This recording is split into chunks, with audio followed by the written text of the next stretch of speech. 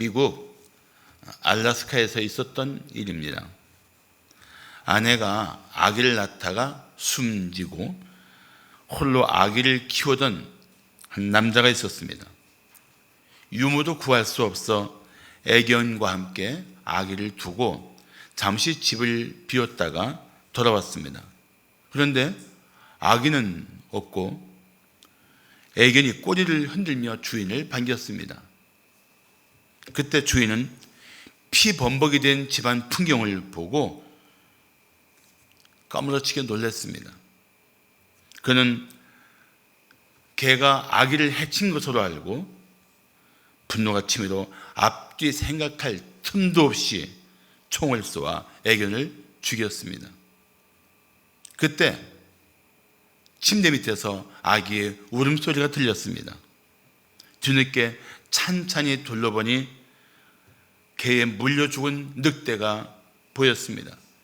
그리고 개는 아기를 보호하려고 늑대와 맹렬히 싸우다가 온몸이 피투성이었던 것을 보았습니다.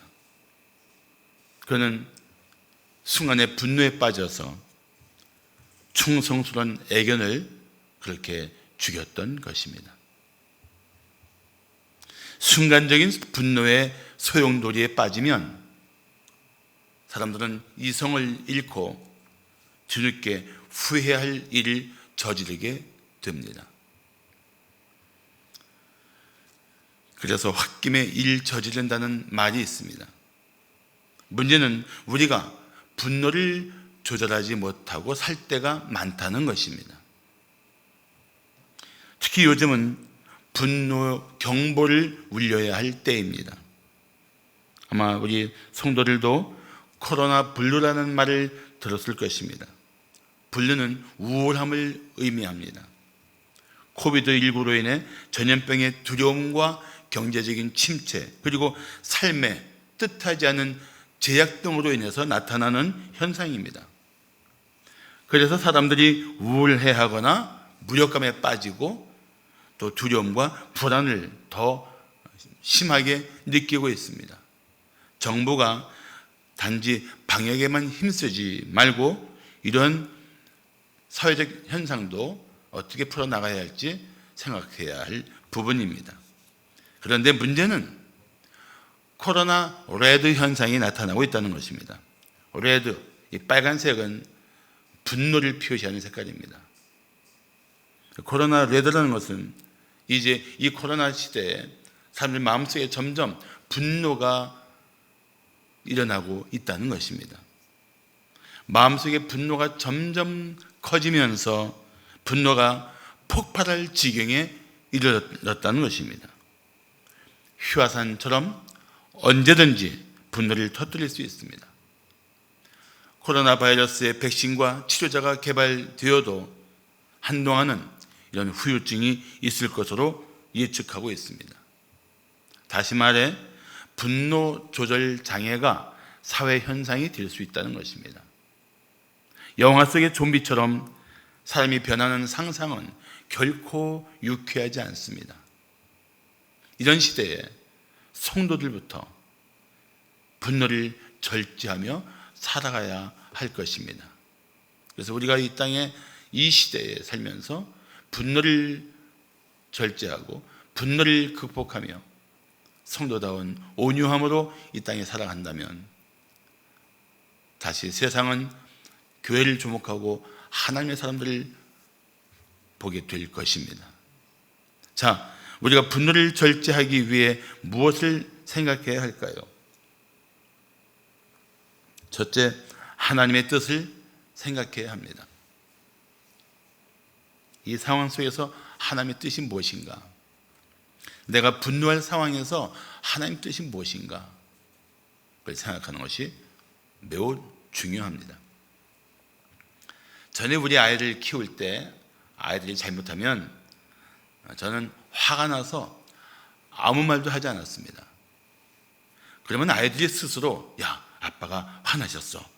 우리가 무슨 잘못을 했는지 한번 우리가 서로 살펴보자. 뭐 그럴 줄 알았습니다. 그런데 아이들의 반응은 전혀 달랐습니다. 우연히 아이들이 제 엄마와 하는 말을 들었습니다. 이렇게 말하는 거예요.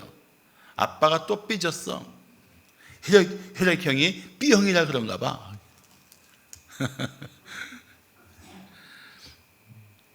참, 혈액형이 B형인 거하고 삐지는 거하고는 사실은 상관이 없습니다.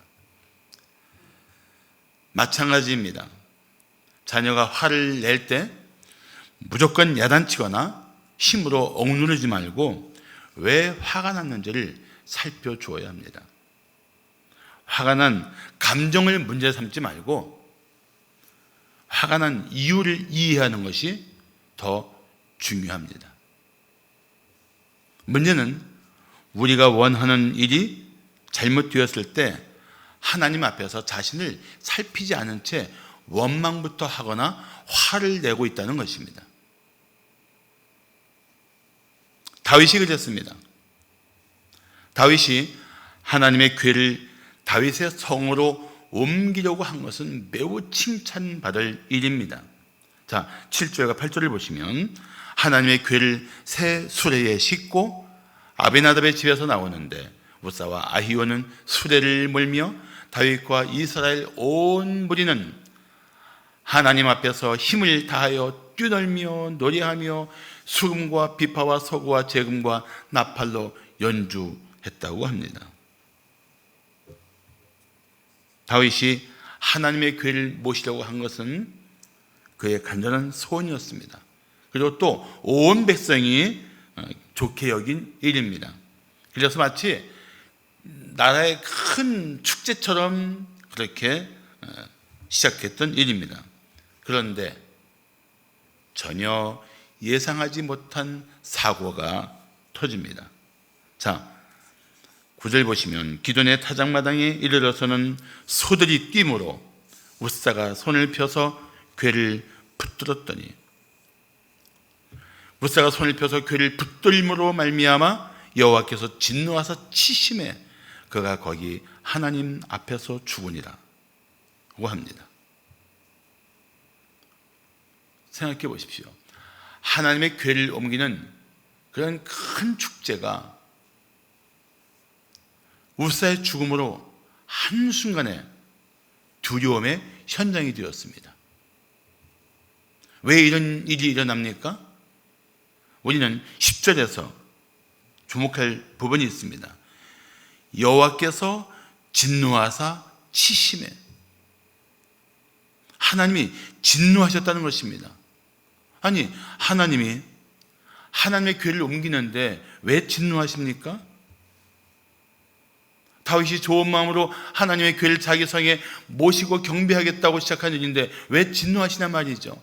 이해할 수 없는 일 아닙니까? 왜 진노하세요, 하나님? 왜 이러십니까? 사랑하는 성도 여러분, 목적이 좋으면 방법도 바르게 펼쳐야 합니다. 다윗이 여호와의 궤를 옮기려고 한 목적은 좋았지만 방법이 잘못되었기 때문에 하나님께서 진노하신 것입니다. 그런데 그 방법이 잘못된 게 하나님이 사람을 죽일 만큼 중요한 것입니까? 성경은 그렇다는 거예요. 하나님의 명령을 거역한 것이 죽을 만큼 큰 죄라는 사실을 우리는 그동안 너무나 마음에 두지 않은 채 살았습니다. 쉽게 생각했어요.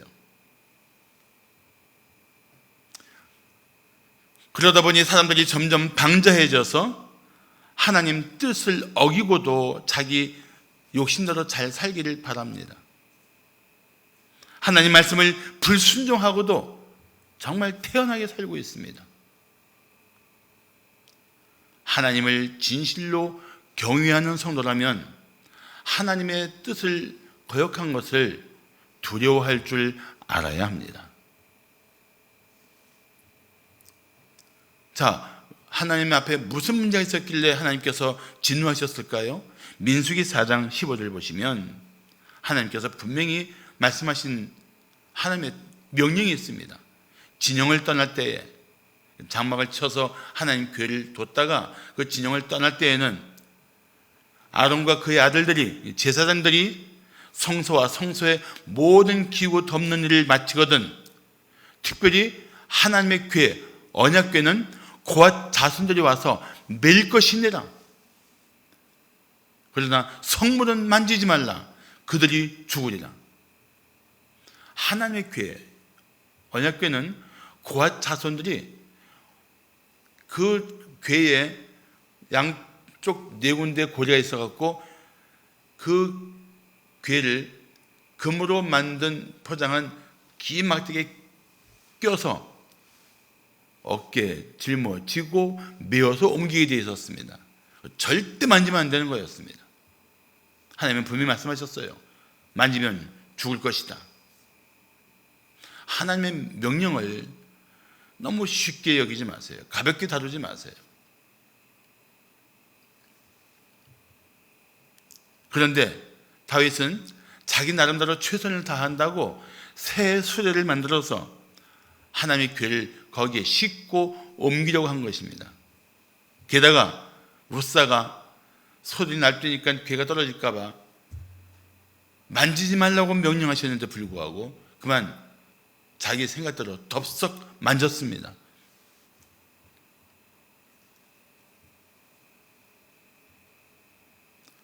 결국 하나님의 궤를 고앗 자손들이 어깨에 메고 옮기지 않는 것과 하나님의 성물 중에 가장 거룩한 것인 하나님의 궤를 손을 만진 것이 죽을 죄였던 것입니다. 그래서 하나님이 진노하신 거예요.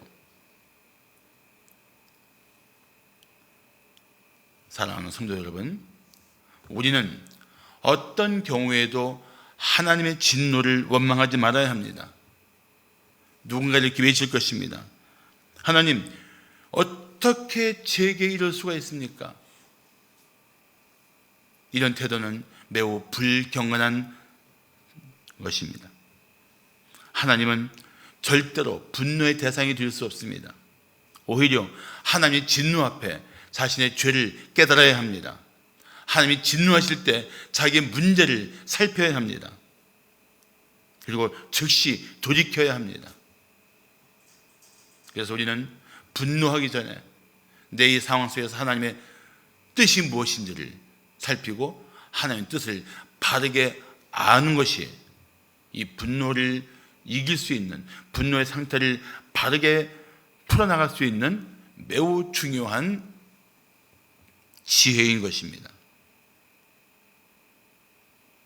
우리는 수시로 하나님께 잘못한 것이 무엇인지, 하나님 뜻을 떠나 내 마음대로 살려고 했던 것이 무엇인지 살펴야 합니다. 그래야 자신의 분노를 벗어버리고 심령이 잔잔하게 되는 변화가 일어날 것입니다. 자, 우리가 분노를 절제하기 위해 무엇을 생각해야 할까요? 둘째, 분노의 이유를 생각해야 합니다. 분노의 이유. 과연 내가 지금 분노하는 이유가 합당한가? 내가 정말 분노할 일을 분노하고 있는가? 에베소서 4장 26절과 27절 말씀은 분노에 대한 매우 중요한 하나님의 메시지입니다. 자, 보십시오. 분을 내어도 죄를 짓지 말며 해가 지도록 분을 품지 말고 마귀에게 틈을 주지 말라. 이게 4장 26절과 27절 말씀입니다. 여기 잘 보세요. 여기 보시면 분을 내어도 무슨 뜻입니까? 우리가 분을 낼 수 있다는 거예요. 하나님은 우리가 분을 낼 수 있다는 사실을 인정하십니다. 왜냐하면 하나님은 우리에게 죄를 미워하고 잘못된 것에 대해서 분노할 수 있는 거룩한 성품을 주셨기 때문입니다. 분노 자체가 죄는 아니에요. 그런데 이 분노를 잘 다스리지 못하면 죄를 지을 수가 있습니다. 그래서 분을 내어도 죄를 짓지 말라고 말씀하신 겁니다. 게다가 마음의 분노를 빨리 풀지 않으면, 그날 중에 풀지 않으면 마귀에게 틈을 줄 수가 있습니다. 그래서 성경 말씀하기를 해가 지도록 분을 품지 말라. 그날 중에 분을 풀라는 것입니다. 분노는 최대한 빨리 풀수록 좋습니다. 그렇지 않으면 마음에 분노가 마치 차곡차곡 쌓이는 것처럼 모였다가 어느 한순간 폭탄처럼 터지면서 자신과 이웃을 파괴할 수 있는 그런 파괴력이 있습니다. 그래서 성도는 잠들기 전에 내가 화가 난 이유가 무엇인지를 살피고 그 분노를 반드시 풀고 하루를 마쳐야 합니다. 분노한 채로 잠들 생각하지 마세요. 그래서 분노 때문에 잠 못 드는 경우도 있지 않습니까? 오늘 11절을 보시면 여호와께서 우사의 몸을 찢으셨으므로 다윗이 어떻게 했어요? 노하여. 하나님이 진노하셨는데 그 진노 앞에 두려워해서 자기가 같이 화가 난 거예요. 그것을 베레스 우사라 부르니 그 이름이 오늘까지 이르니라. 자, 잘 보세요. 이 베레스 우사라는 말은 베레스가 치다는 뜻이에요. 치다. 그러니까 베레스 우사는 우사를 쳤다. 다윗은 뭐에 주목했습니까? 하나님이 우사를 치셔서 그가 죽은 것에 주목했어요. 성경은 10절에서 어떻게 말씀하십니까? 하나님이 진노하사 우사를 치셨다고 말씀하고 있어요. 우사를 치신 그 나타난 현상에 주목하지 말고 왜 치셨는지, 하나님이 왜 진노하셨는지 거기에 초점을 맞춰야 돼요. 그런데 다윗은 베레스 우사를 치셨어. 거기에만 마음이 상해서 화가 났습니다.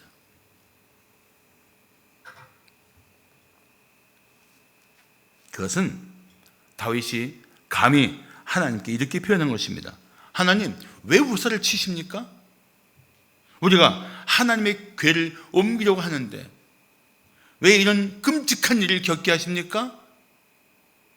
그런 메시지예요.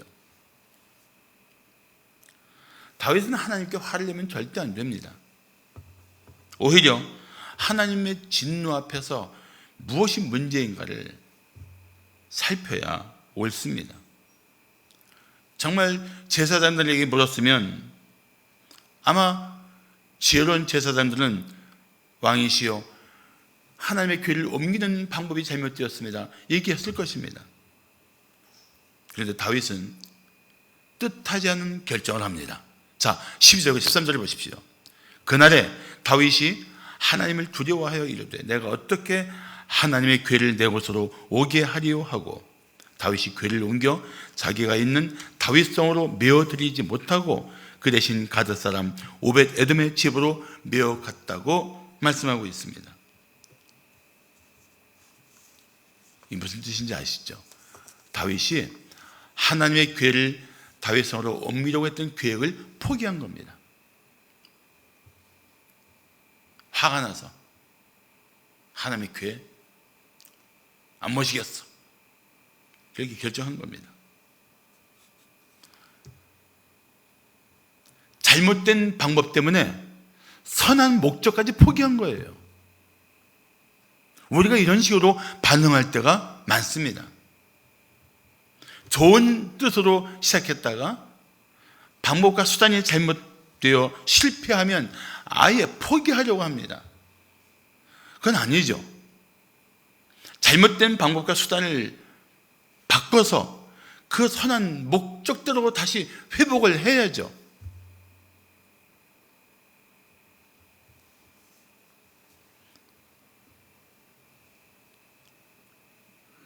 그런데 13절의 마지막 단어가 무엇입니까? 오벳 에돔의 집으로 메어가니라. 뒤늦게 누가 얘기했는지 몰라도 그들은 새술에 실는 것을 포기하고 이제 하나님의 궤를 어깨에 메고 옮겨갑니다.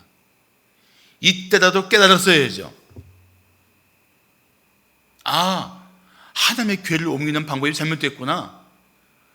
하나님께서 분명히 말씀하시기를 어깨에 메고 옮기라고 했는데 그 문제였구나. 그때라도 깨닫고 돌이켰어야죠.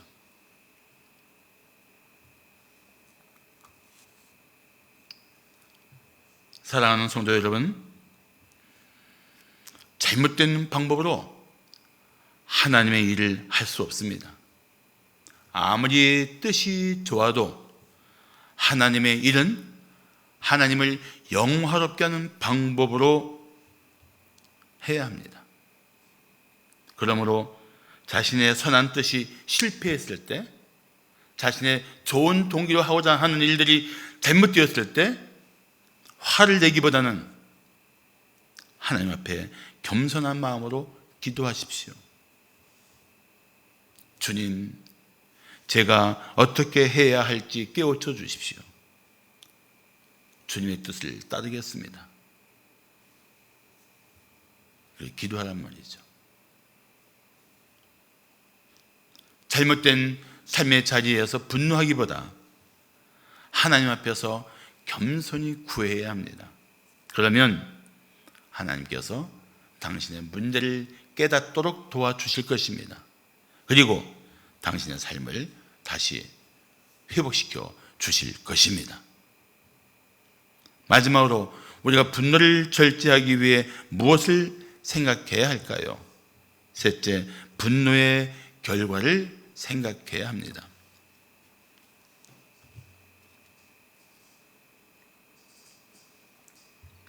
분노의 감정대로 말하고 행동했던 모든 것의 결과가 반드시 있습니다. 그 결과는 결국 자기 책임이에요.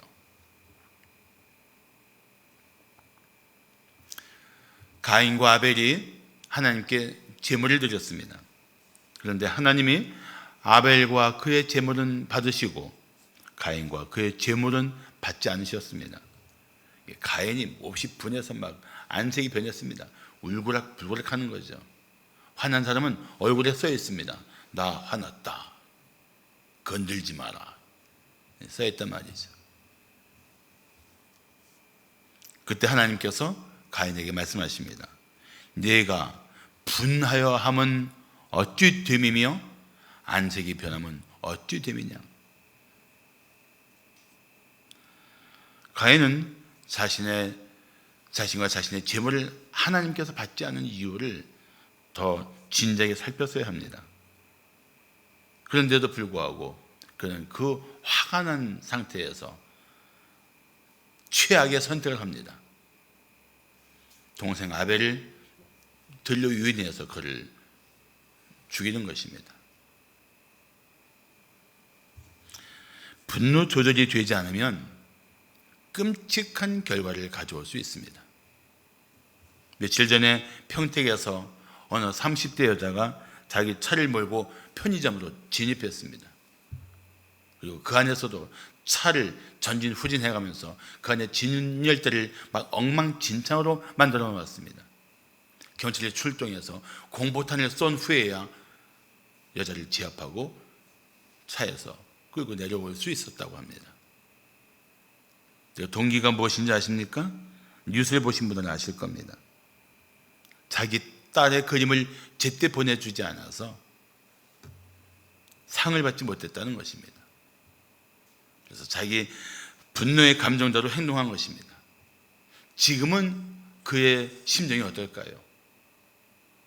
아마 자신이 한 짓에 대해서 그는 후회하고 있을 것입니다. 이 정도는 약과입니다. 자신의 분노를 이기지 못하고 다른 사람을 죽이고 자신의 생명을 끊는 일들도 있습니다. 안타까운 사실은 점점 더 사람들이 분노를 절제하지 못하고 점점 더 많은 사고를 벌이고 있다는 것입니다. 묻지마 폭행도 난 분노의 잘못된 표현이라고 생각합니다. 그래서 우리는 분노를 조절해야 되고, 분노가 조절되었을 때 자신을 지키고 이웃을 지킬 수 있다는 사실을 우리는 더 깊이 생각해야 할 것입니다. 자, 오늘 본문 14절을 보십시오. 하나님의 교회가 오벳 에돔의 집에서 그의 가족과 함께 석 달을 있으니라. 여호와께서 오벳 에돔의 집과 그의 모든 소유에 복을 내리셨더라. 자, 다윗이 하나님의 교회를 다윗에게 모시고 하는 것을 포기하고 오벳 에돔의 집에 두고 그냥 떠나버립니다. 그런데 어떤 일이 생겼습니까? 오벳 에돔의 집과 그의 모든 소유에 복을 내려주셨습니다. 다윗이 자신의 분노를 이기지 못하고 교회를 포기했지만 뜻하지 않게 이 교회를 맡은 오벳 에돔은 하나님의 은혜를 누리게 된 것입니다. 하나님의 교회는 사실은 하나님의 임재를 상징합니다. 하나님의 교회는 그 자체가 대단한 것이 아니고 하나님의 임재라는 이 영광스러운 일로 말미암아 하나님의 교회가 가진 의미가 영광스러워지는 것입니다. 사실 다윗이 하나님의 교회를 다윗성에 모시고 가려고 했던 것은 하나님의 임재를 사모했기 때문입니다. 그런데 자신의 분노 때문에 하나님의 임재를 포기한 것입니다. 우리도 분노에 빠지면 하나님의 임재를 포기하고 하나님이 주실 은혜마저 포기하고 살려고 할 수 있습니다. 감정적인 사람은 화가 나면 천국을 포기하고 기꺼이 지옥을 선택한다는 우스갯소리도 있습니다. 그만큼 우리는 이 분노라는 감정을 이기지 못하고 감정대로 행하고 그 결과에 대해서 전혀 생각지도 못할 수도 있다는 것입니다. 그래서 분노를 절제하지 못한 채 너무 과다한 대가를 치를 때가 있습니다. 사탄은 바로 그 점을 노리고 사람들을 자극하고 있습니다. 그렇기 때문에 분노에 빠진 채 분노를 해결하지 못한 사람은 결국 사탄의 조종을 받게 되는 것입니다. 사탄이 하는 일은 뭐예요? 분열, 파괴, 고유한 사람의 생명들을 하찮게 여기면서 파괴할 수 있는 이 모든 일들의 영적 배후에는 사탄이 있습니다. 분노는 내 마음대로 되지 않을 때 더 강하게 나타납니다. 그렇기 때문에 분노대로 행동하는 것은, 분노한 마음대로 말하고 행동하는 것은 결코 성도답지 못한 자세입니다. 그렇게 할 때 우리는 사랑하는 사람의 마음을 너무 고통스럽게 할 수 있습니다. 자신의 삶을 하찮게 여길 수 있습니다. 이웃의 살 생명을 보잘것없이 여길 수가 있습니다. 분노는 결국 파멸을 가져온다는 것입니다. 물론 하나님의 진리를 거역한 그런 사람들에 대한 분노는 의로운 분노입니다. 그런데 아무리 의로운 분노라도 바르게 표현하지 않으면 문제를 일으킬 수 있습니다. 왜냐하면 사람들은 자기의 죄악보다도 상대방의 거친 언행에 더 주목하기 때문입니다. 그래서 아무리 의로운 분노일지라도 절제하고 온유한 심령으로 풀어나가야 합니다. 그래서 그리스도인들이 사회 정의를 외칠 때 더욱 주의해야 합니다. 사회 잘못된 점을 바로잡기 위해서 의견을 표시할 때에도 더욱 조심해야 합니다. 분노의 결과는 너무 비참합니다. 조금만 더 참으십시오. 얼마까지? 좀 더 참으십시오. 언제까지요? 이 문제를 풀 때까지 좀 더 참으십시오. 우리 옛말에도 참을 인자 셋이면 살인을 면한다는 말도 있지 않습니까? 잠언 12장 16절은 말씀하기를 미련한 자는 당장 분노를 나타내거니와 슬기로운 자는 수욕을 참는다고 말씀하고 있습니다. 격렬하게 분노할 상황에서 예수님은 어떻게 하셨습니까? 욕을 당하시되 맞대어 욕하지 아니하시고 고난을 당하시되 위협하지 아니하시고 오직 공의로 심판하시는 이에게 부탁하셨습니다. 칼을 빼들고 날뛰던 베드로에게 주님은 이렇게 말씀하십니다. 네 칼을 도로 칼집에 꽂아라. 칼을 가지는 자는 다 칼로 망하느니라. 화가 나면 차라리 침묵하십시오. 화가 난 상태에서는 어떤 결정도 하지 마십시오. 오히려 성경은 에베소서 4장 31절과 32절에서 우리에게 이렇게 말씀하십니다. 너희는 모든 악독과 노함과 분냄과 떠드는 것과 비방하는 것을 모든 악의와 함께 버리고 서로 친절하게 하며 불쌍히 여기며 서로 용서하기를 하나님이 그리스도 안에서 너희를 용서하심과 같이 하라.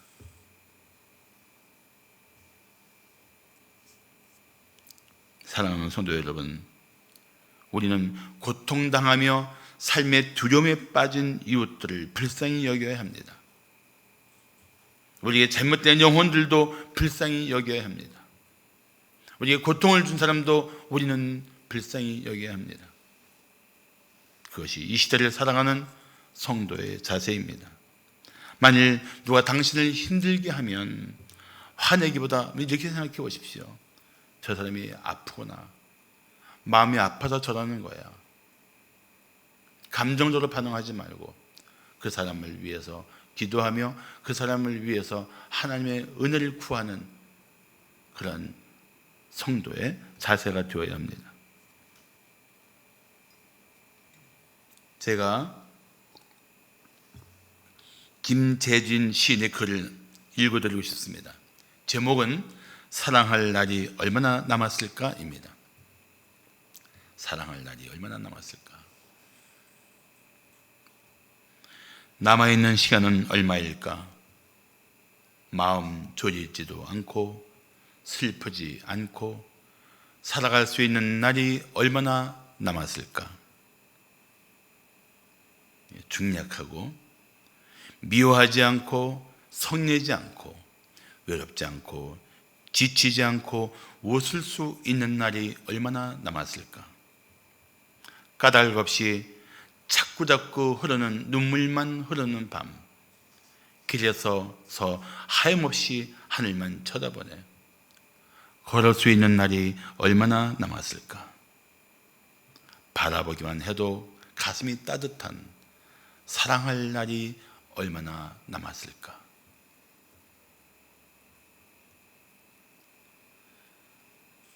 우리 삶은 생각보다 너무나 짧습니다. 사랑할 날도 그렇게 많지 않습니다. 분노와 미움에 빠진 채 살고 있는 이 시대 사람들에게 성도는 사랑의 손길을 뻗어야 합니다. 우리가 먼저 분노를 절제하고 이웃을 위해 기도해야 합니다. 이웃의 아픔과 고통을 공감하며 사랑으로 품어주어야 합니다. 얼마 남지 않은 우리의 세월을, 우리 남은 시간을 분노와 미움으로 낭비할 수 없습니다. 사랑하는 성도 여러분, 지금은 분노의 감정에서 벗어나 이웃을 불쌍히 여길 때입니다. 오히려 그런 연약한 중에 있는 이웃들을 사랑할 때입니다. 분노의 시대에 이웃에게 평화를 나누어야 할 때입니다. 기도하시겠습니다.